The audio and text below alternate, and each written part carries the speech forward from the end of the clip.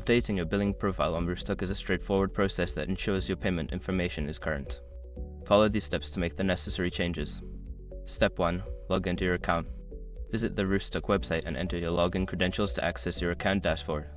Step 2. Navigate to account settings. Once logged in, locate the account settings option, usually found in the upper right corner of the dashboard. Click on it to proceed. Step 3. Select billing information. In the account settings menu, find and select the billing information section. This is where you can view and edit your current payment details. Step 4. Update your payment detail.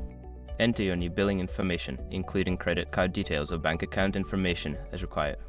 Ensure all information is accurate to avoid payment issues. Step 5. Save changes. After updating your billing profile, make sure to save the changes. Look for a confirmation message that indicates your billing information has been successfully updated. By following these steps, you can easily keep your billing profile up to date on Roofstock.